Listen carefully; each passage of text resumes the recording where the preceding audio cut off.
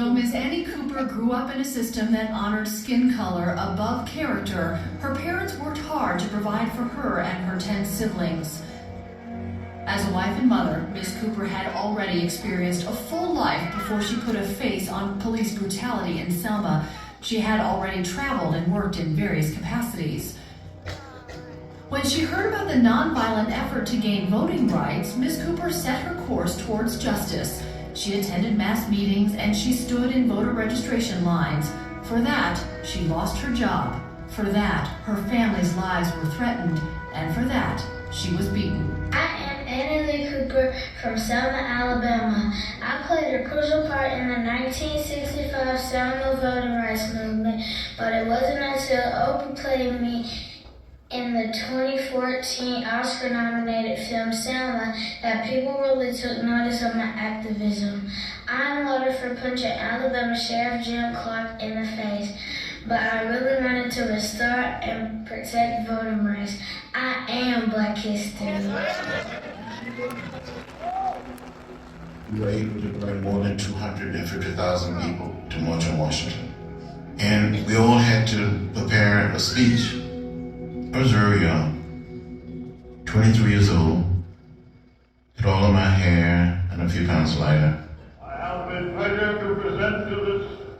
When A. Philip Randolph said, I now present to you young John Lewis, the National Chairman of the Student Nonviolent Coordinating Committee. From the Commonwealth.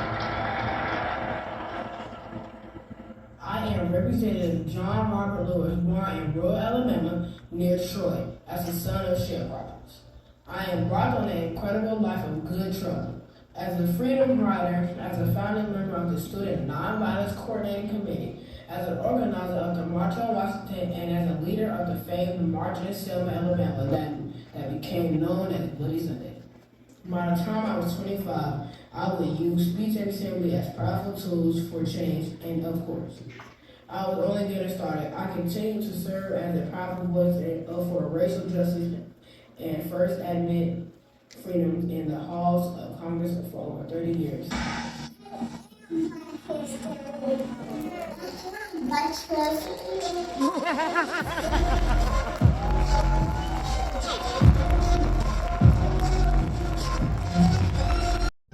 As one of the most well-known conductors of the Underground Railroad, Harriet Tubman rescued more than 300 slaves over the span of 11 years.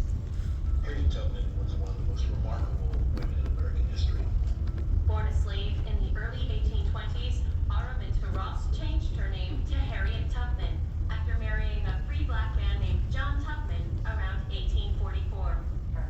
Hi, my name is Araminta Ross, but later my name changed to Harriet Tubman. See, I was born 1822, and I don't know what month, I don't know what date, because I was a slave. And slaves didn't get to have birth certificates like you do now. You see, since slaves were slaves, you couldn't escape, but some people did. And I dreamed about it every day until one day I did. I thought of not having any help to it. I couldn't read, I couldn't write, but guess what? I did it. And I had a thing called the Underground Railroad. And you know what?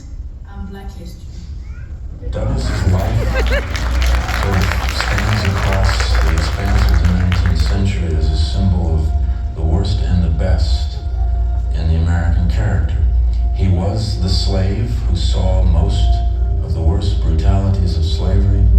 He was the slave, however, who freed himself and by luck, pluck, and gifts remade himself.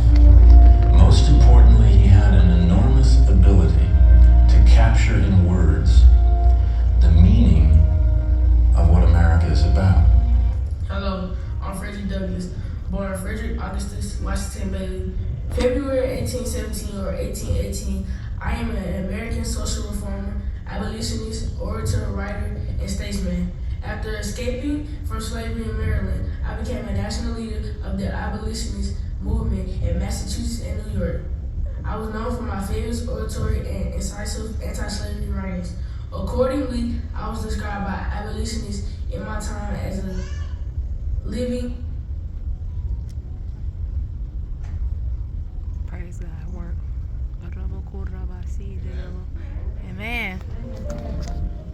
Praise the Lord.